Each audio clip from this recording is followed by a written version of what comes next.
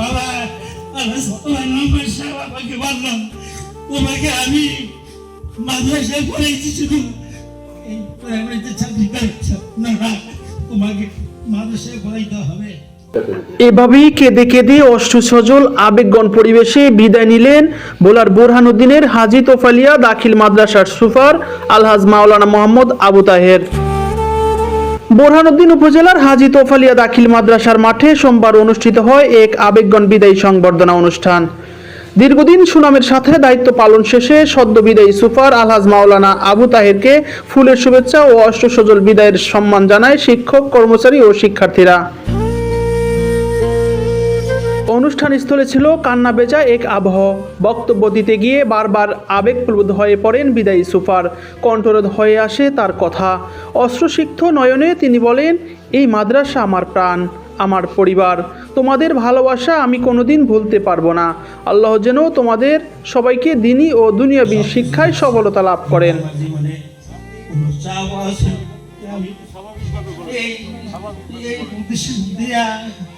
টাকা পয়সা ইনকাম করবে, তারপর তারও বেশি আবার বাবার নামের প্রতিষ্ঠান, এই প্রতিষ্ঠান যদি ভালো ভালো শিক্ষা হয়, আমার শিক্ষা আমার বাবার শিক্ষা, এই দৃষ্টিকোণ থেকে সবসময় আমি চলতাম।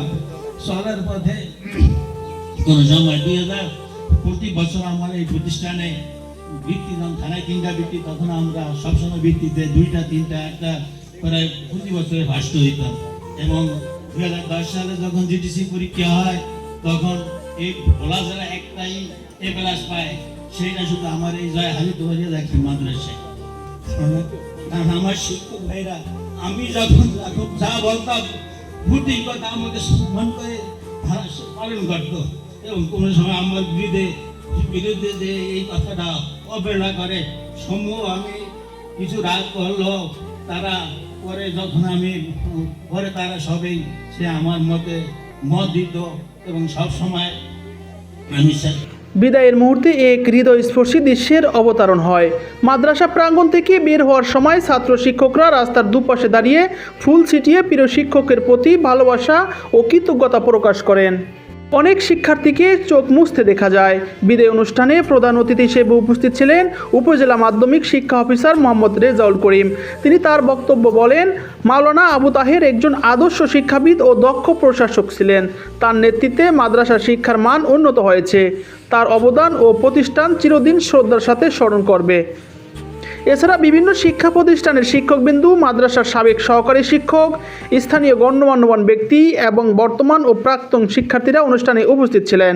বক্তারা তার সততা, নিষ্ঠা ও শিক্ষার্থীদের প্রতি পিতৃতুল্য স্নেহের কথা স্মরণ করে আবেগগণ স্মৃতিচারণ করেন। সবশেষে বিদায়ী সুপারকে সম্মাননা স্মারক ও ফুলের শুভেচ্ছা প্রদান করা হয়।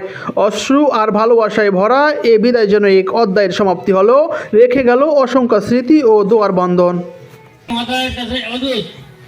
আমি ওদের দেখার কোনো সুযোগ নাই, কিন্তু আপনারা যদি না দেখেন একটু বসে আসেন, অবশ্যই বলেন না।